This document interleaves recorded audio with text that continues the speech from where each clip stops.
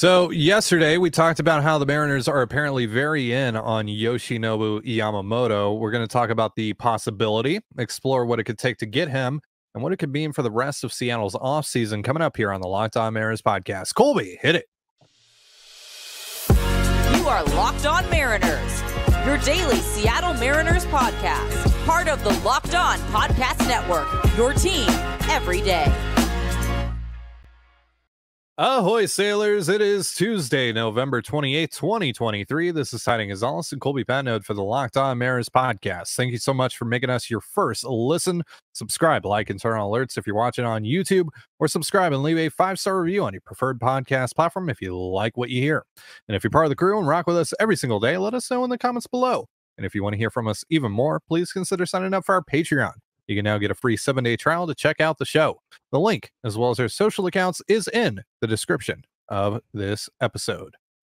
On the show today, we're going to talk about 25-year-old Japanese right-handed pitcher Yoshinobu Yamamoto. We're going to talk about the Mariners' chances of signing him, and I'm going to tell you why it is infinitely easier for me to envision the Mariners actually signing him than it is with, say, Ohtani, for example. To quickly recap before we get into everything, we haven't talked much about Yamamoto, which is part of the reason why we're doing a full episode on him, because initial reports indicated he was really only interested in signing on the East Coast, the Mets, the Yankees, the Red Sox, etc. Then it came out he actually has interest in the Dodgers and the West Coast. Then John Morosi threw out the Mariners as a possibility and did so again yesterday on MLB Network. Jason Churchill on the Baseball Things podcast has linked the Mariners to Yamamoto, essentially saying they're very interested in him, that the interest is very, very real.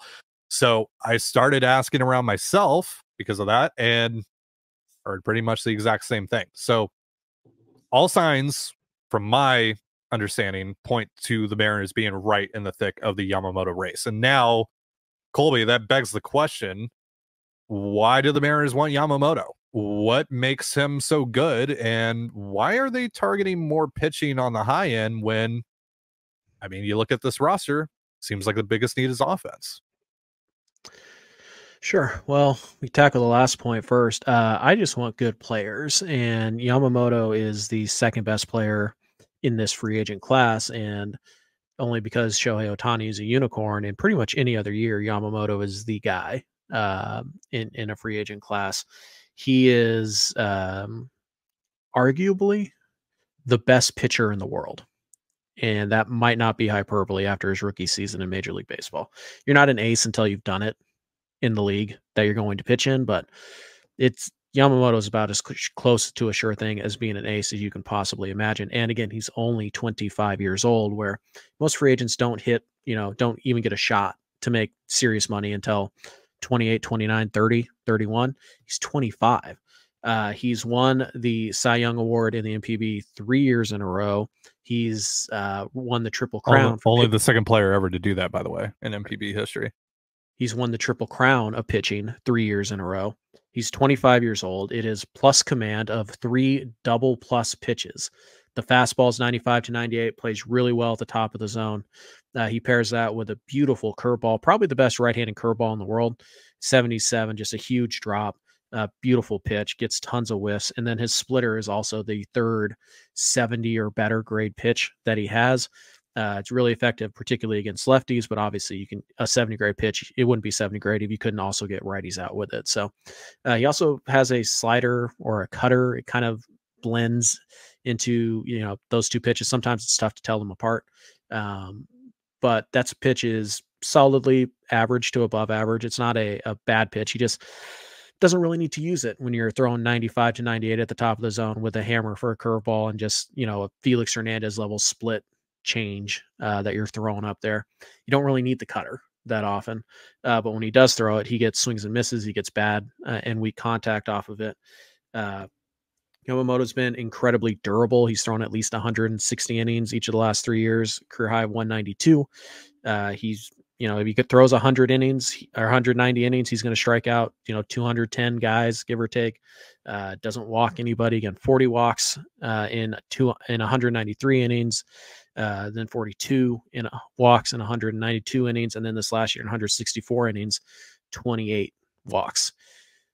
Checks the boxes, what the Mariners like. He doesn't walk guys. He challenges people in the zone. He strikes people out. He'll miss bats. And it's a very simple and repeatable delivery, which obviously helps him throw more strikes and more consistent command. He's 25 years old. The only thing preventing him from, or even the only thing that's preventing people from just calling him a sure thing is that he's 5'10" and about $175. If he was 6'3" and like 210, he probably makes $350 million this winter. Essentially what you're doing is you're getting a shot at like Garrett Cole prime. You're getting a shot at that guy, but at the age of 25 and at about a 50% discount, right. 40% discount, 50% discount, somewhere in that range. Yeah. Because he's technically unproven and because he's smaller in size. But this dude is electric. He's arguably, it wouldn't shock me at all if after his rookie year, we're saying he's the best pitcher in baseball. Like the stuff is that good. The command is that good. Sky's the limit for Yamamoto. And again, he's just 25 years old. That's insane. And everybody knows it. And that's why his, he's, I think 17 teams have formally, come out and said that we're interested in signing you. We want to have a sit down. He's going through those 17 teams this week through Zoom calls and whatnot. And then next week at the winter meetings, he'll sit down with the finalist and we should have an answer before Christmas, but probably not any time in the next week or so. Yeah. So yesterday when I tweeted what I had heard about the situation, I said that I believe that the Mariners are kind of waiting to do the heavy lifting of their offseason after they find out if they're going to get Yamamoto or not. And we'll talk more about what that heavy lifting is and why Yamamoto would have an impact on that later on in the show. But I want to make it clear that I don't think that means that the Mariners are going to do nothing in between now and when Yamamoto decides. It's just that if you get him, it does have a very big impact, which again, we'll talk about later on in the show on, what you do the rest of the offseason. How do you proceed from that point forward? I also, given what Colby just said, I don't think that it's going to be, I don't think the Mariners are really risking the market passing them by. I know that last year they admitted to the market passing them by. They waited for a market to develop, but that's about the broad market not developing the way that they thought, not the individual market of one player, right? And just waiting to see if he's going to be a yes or no for them. But yeah, man, it is very rare that a pitcher like this hits the open market. It is very rare that you have a chance to sign an arm like this at 25 years old, already has such an accomplished career under his belt, and still has some room to grow as a player, right? Because we haven't seen it at the major league level. What does the MLB version of Yoshinobu Yamamoto look like? Very excited about the possibility of that. And if he were to enter the Mariners rotation, I think there's very strong argument he's the best arm in that rotation, hands down. And we're talking about a rotation that has Luis Castillo, George Kirby, Logan Gilbert. Yeah, I don't think it's close. I think he's definitively the best arm in any rotation that he enters. So now we're going to talk about the possibility of him actually signing in Seattle. We're going to try and craft our sales pitch to Yoshinobu Yamamoto and to you guys who have some understandable doubts about the Mariners' ability to land Yamamoto this offseason. But we're going to talk through all of that in just a moment. But first, a reminder, this episode of the Locked On Mariners podcast is brought to you by FanDuel. Score early this NFL season with FanDuel, America's #1 sportsbook. Right now, new customers get $150 in bonus bets with any winning $5 moneyline bet.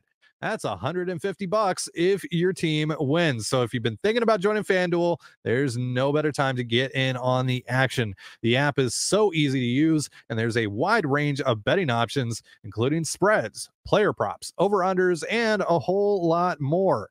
And the Mariners might not be playing right now, but the Kraken and Seahawks are. So whether the action is on turf or on the ice, whether it's Jared McCann or Geno Smith, you can bet on it all with FanDuel. So visit FanDuel.com/lockedon. That's LOCKDON and kick off the NFL season. FanDuel, official partner of the National Football League. And you're listening to the Locked On Mariners podcast. Thank you again for making us your first listen as we break down the possibility of Yoshinobu Yamamoto signing with the Seattle Mariners. It seems like they are very, very interested in him. And looks like there's a decent chance that they're going to be one of the finalists for him that he ends up meeting with here in the next couple weeks. So before we talk more about the actual possibility, if it's actually realistic that he could sign with the Mariners, got a question of the day. We're going to start doing the question of the day in the middle of the show now instead of the end of the show, because now we're doing premieres on YouTube. We have a live chat going on during the show. What's up, guys? Question of the day. This comes from our Patreon show yesterday. Colby, you and I would like to do some merch. We would like to make some merch. Might not be Locked On branded necessarily, but we'd like to do some merch. We'd like to make some shirts. We've thrown out some ideas at times here on this show, but we want to know if you guys would first buy them, and secondly, if you have any other ideas for what you would like to see us put on a shirt, catchphrases, etc. from the show. Sure. So most popular ones so far have been Colby Hit It and also Ahoy Sailors. So Ahoy Sailors. Yes, I've seen that a couple times. No love for I'm Affable, huh? Not yet. No love for Team Ty or Team Colby either. So we'll see what happens there. They don't want to pick between us. I mean, I think they just don't want to hurt your feelings. Fair. That hurt my feelings. Good. Okay, so why should Yamamoto sign in Seattle, Colby? Money. Okay. That's it. That's my pitch. Money. I mean, according to people on Twitter, that's everything. That's all that matters in a free agent negotiation. Sure. And that immediately eliminates the Mariners because they would never spend money, period. Never spend. Despite the fact that, the major investments they have made have been on the pitching side. I'm going to get into that. I'm going to get into that. No, don't worry. So, I mean, I don't know. Do you want me to tell you why, or do you have like this whole thing listed out? Because it's pretty self-explanatory. Let's start with the money. Yeah. Like, why should we think that the Mariners are willing to spend? Maybe they're not willing to spend more than anybody else, but are they willing to spend enough to get them in the conversation for Yamamoto? The answer is definitively yes, because if they weren't willing to spend that much, they wouldn't be wasting their time. People know that Yamamoto is going to get $200 million minimum at a minimum. And if you're not willing to come to the table with $200 million, you're not getting a meeting to begin with. So how do we know that the Mariners are willing to spend at least $200 million to get into this conversation for Yamamoto? Because they're in the conversation, period. They wouldn't be in the conversation if they weren't willing to put up the money. Are they willing to put up more than the Mets? I don't know. But are they willing to put up enough to get involved? Yes. The answer is yes. Obviously, the answer is yes. Why would Seattle, or why would Yamamoto pick Seattle? Well, you mean besides the most pitcher-friendly ballpark in all of baseball, besides a legitimate chance to win the American League West next year, to pitch in the playoffs, to win the World Series. Those are all very realistic things for the Mariners next year, particularly if they go and they get Yamamoto to sign here. Could it be the other young stars that are pitching, that are playing for the Mariners right now? Is there any draw to playing with Julio? Is there any draw to pitching in the same rotation as George Kirby and Logan Gilbert and Luis Castillo? Yep.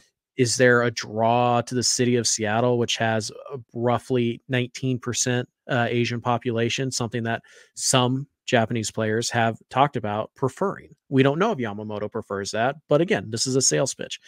It's culturally diverse in Seattle, right? And on top of all that, by the way, we have experience kind of working in arms as they adjust to a new baseball, as they adjust to a new schedule. We did it with Iwakuma. We did it with Kikuchi.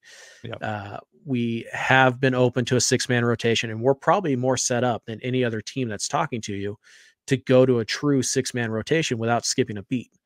if that's what you're comfortable with. So Right. when you look at the city, it's a good fit in theory. If he prefers if he prefers things the way that others have, some don't.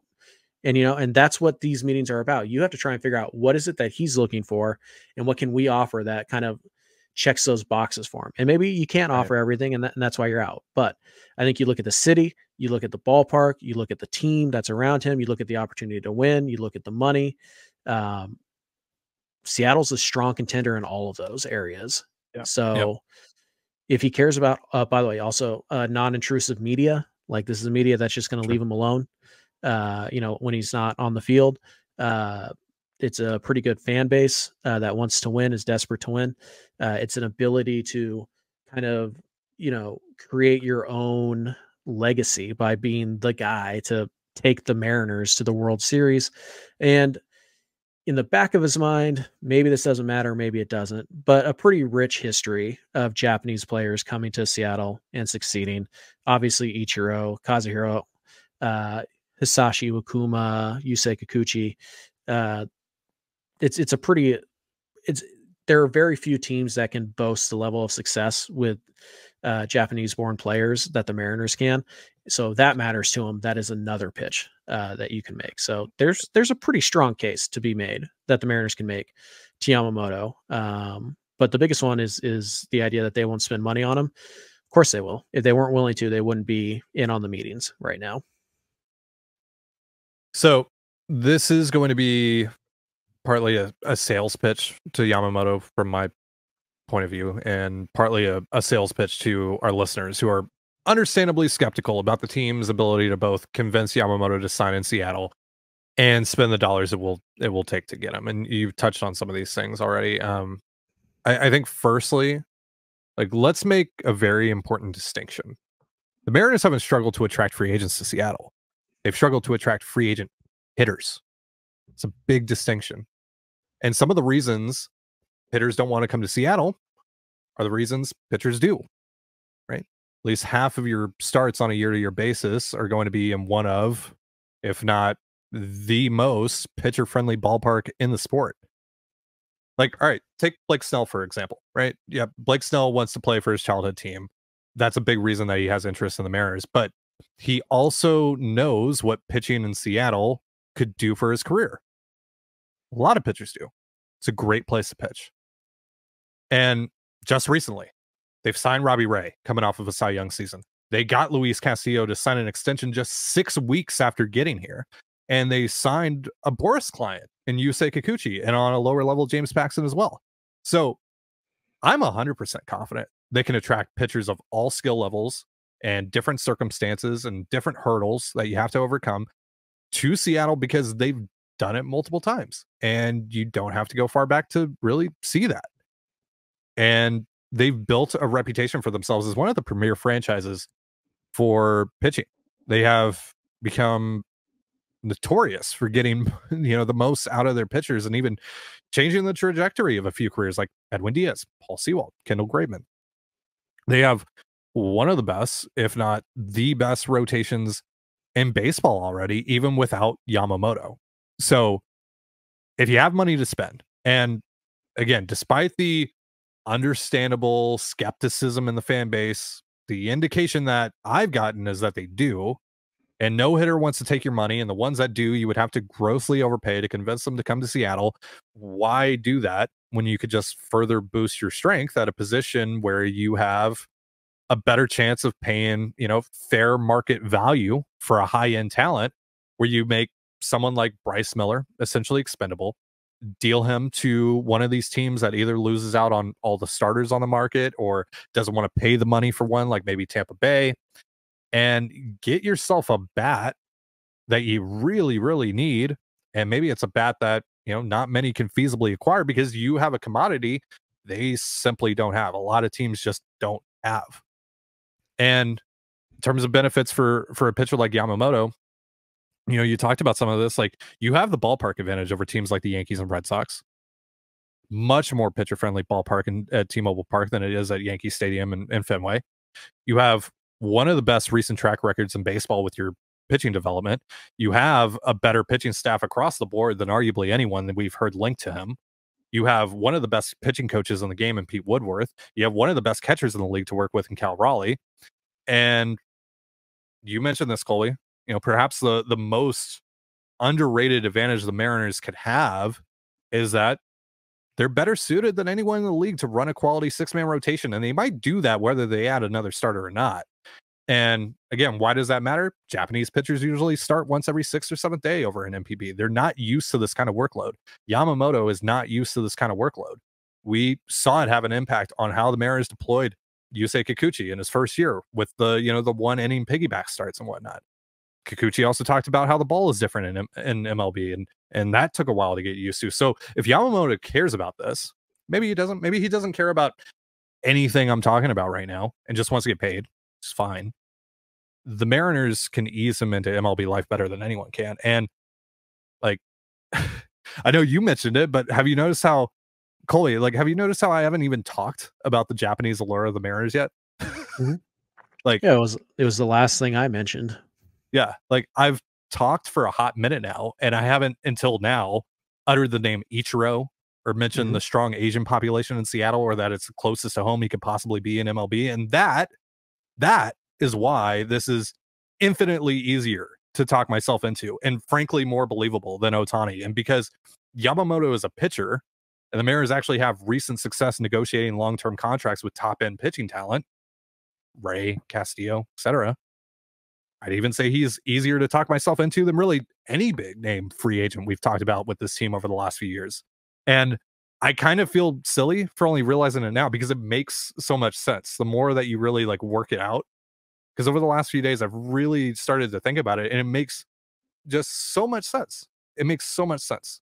Now, does that mean I think they'll get him? Not really. I'm not going to make any promises, right? And frankly, the teams we've heard linked to him, like the Dodgers, the Mets, the Yankees, etc., they're all far more desperate for starting pitching than the Mariners are, and can absolutely outbid them if they need to. But I think the Mariners will, if they haven't already, offer him what would be considered market value, something like $200 million over 8 years. So $25 million annually. It'll probably be structured differently. It'll probably be backloaded in some form or fashion, but that's pretty much what it would be on the surface. And you said this, that will be confirmed if we hear them mentioned as one of the finalists for him, because Yamamoto's camp isn't going to waste their time. No. If they know that a lowball offer is coming, or they just don't know what they're going to get from the Mariners, and the Mariners aren't going to waste their time if they know they're going to offer him something he's likely going to refuse. So what's the point? Yep. So it just comes down to if teams are willing to go beyond that point, and it's a risk, because while Yamamoto is insanely talented, and I'm sure he'll translate well to the majors, he's technically unproven. So are you really willing to give someone like that $230 million guaranteed? Maybe. You're listening to the Locked On Mariners podcast. Thank you again for making us your first listen. What were you going to say, Colby? I was just saying, maybe the Mets are willing to go 300, and at some point you're out, regardless of how much you like the pitcher, because, paying any pitcher $300 million is risky. There's a lot of injuries lurking out there. So, there is a number that it becomes insanity for the Mariners to even continue. Will any team get to that number? I don't know. Maybe. One other factor you might want to consider, and this is, again, note how late we brought this up.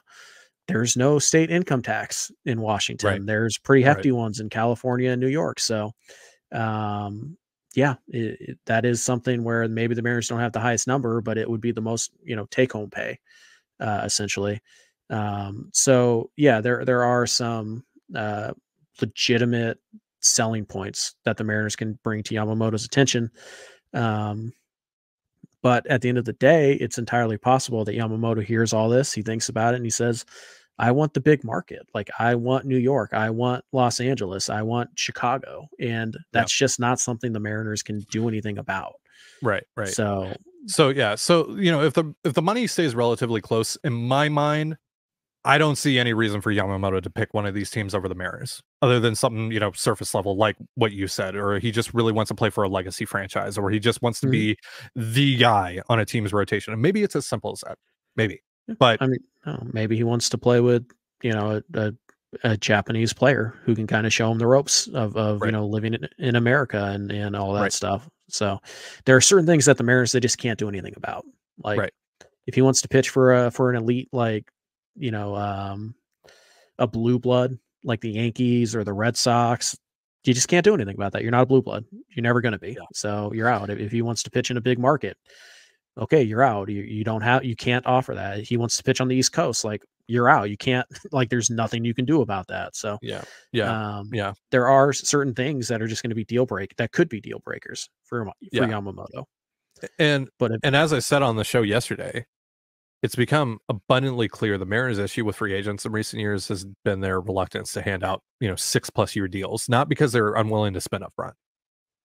No. So if you're concerned about that, I don't really think that's a thing because, like I mentioned, they signed Ray, they extended Castillo, they extended Julio. We know they pursued Trevor Story and Marcus Semien and Chris Bryant. Divish has said they'd be willing to give Ohtani $55 to $60 million a year. So all evidence suggests they'll spend. They just don't want to be handcuffed to a high dollar figure on a player well past their prime. But maybe they'll give out a deal like that for someone they view as a unicorn, or more specifically, someone you could still reasonably project success for in the late stages of the contract. Because again, like the free agents we've talked about that have commanded these deals the Mariners weren't willing to offer, they're all 28 to 30 years old. And it's possible if you do hand that contract out, you're only going to get the prime of that player, which is what you're ultimately paying for about 20% of that deal. Yamamoto is only 25. And if you give him an 8-year deal, like I said earlier, you give him that 8-year, $200 million deal, and maybe it takes more, but if you give him that, he's only 33 or 34 at the end of it. Like, so if you think that he's going to be very good, there's a decent chance that still might be the case once he hits free agency. And I think for even just that reason alone, the Mariners are far more willing to get more aggressive on Yamamoto than really any free agent we've seen in a while. Yeah. It's just so unique. What's unique about Ohtani is obviously that, he's arguably the greatest player we've ever seen. Like he's a Cy Young contender on the mound and an MVP candidate in the batter's box. He's a unicorn. What makes, Yamamoto a unicorn is that he's arguably the best pitcher in the world. And he's available to you at just the age of 25. Yeah. That's what makes him unique. So, and the Mariners are willing to extend themselves for unicorns like they did with Julio. So, and by the way, just side note here, when it comes to the free agent contracts that the Mariners have tried to hand hitters, I've heard a few things about some of them. Story just didn't want to come to Seattle. He was out. He did not like the idea. So nothing you can do about that. Semien apparently tried to extort 2 extra years out of the Mariners. The Rangers offered 5 years, I think, and he told the Mariners he needed 7 from them to sign. He would have been 38 years old when that contract ended. Wasn't going to happen. And obviously what happened with Chris Bryant is the Rockies started to bid against themselves and paid a stupid amount of money for a not very good player who was clearly deteriorating health-wise. And the Mariners were smart to just be like, well, I mean, we're not going to spend stupid money here. Right. So, and last year, we saw with the shortstop market how ridiculous that got. Like Xander Bogaerts getting 12 years or 11 years or whatever it was, 13 years, something like that. Trey Turner got like 13 years or 12 years. Trey Turner was never going to come here. Yeah. It's just Dansby Swanson was never going to come here. But you're talking about paying a player for what he is now when he is like 7 years removed from his prime, when you're getting into like insane double-digit numbers like that on the years. And some teams they view that as they view what they're going to get in the first 5 years of the contract as worth whatever happens in the last 6 years of the contract. And I think there's an actual real debate to have about that. I think there's a very interesting debate about that. But yeah, for one reason or the other, the Mariners just don't want to handcuff themselves to something like that. It's the same thing we've heard about Ohtani from Ryan Divish on the Sea Level podcast, that they would love to sign Ohtani to like a, you know, $55 to $60 million a year type deal, but it's more like a 7-year deal with options after like year 3. Like they just don't want to pay Ohtani specifically as a two-way player when he's likely going to be done with pitching and hitting at the same time, maybe 5 years into the contract. So Right. like he's just not like, It's over reasonable. those last 5 years, he's not going to be worth $60 million. Not even close. Right. Right. It's reasonable what the Mariners are trying to do. What their concerns are with Ohtani. Those are reasonable concerns. But again, with Yamamoto, right? Not really that many concerns. Because towards the end of the contract, he's only 33, 34 years old. And we've seen, you know, several pitchers, not a ton of pitchers, but several pitchers be able to pitch at a very high level well into their 30s and even inching closer to their 40s. So there is a very good shot, I would say, that Yamamoto could still be very good by the end of his contract, and that you're getting the value that you're paying for right now still in year 6, year 7, year 8 of that deal. You're essentially buying out his entire prime. Yeah. So yeah. The other factor here is, and we're running late, but I do want to talk about this, and this is something we've talked about at length in the past. I mean, it's kind of what our offseason plan was built on in a way. Trade one of your pitchers from the rotation. Obviously, getting Yamamoto makes. I mean, I don't know. I said this earlier, but I don't know if Bryce Miller and Brian Wu are necessarily expendable, but there's definitely some excess there pitching wise. And I think it would make sense for them, even if they're going to run a 6-man rotation, to trade one of those guys. And it's probably Miller. And then you're running a 6-man rotation with Wu and Marco to start the year. And then maybe eventually Robbie Ray, you know, is able to join the rotation, and you figure it out from that point forward. But there is definitely going to be at least a couple teams that don't get a seat at the table that need pitching this offseason. There is quite a bit of pitching out there, starting pitching, both on the trade market and the free agent market. But someone's going to be without a seat at the table.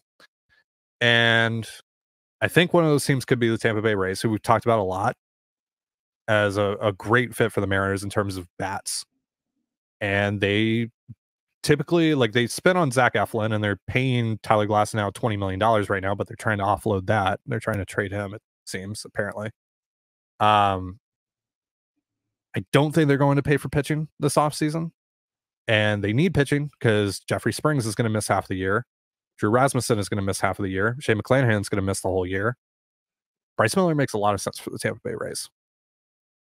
And yesterday we heard Jeff Passan say that the ideal trade for the Rays this offseason would be to trade Isaac Paredes to the Mariners for one of their pitchers.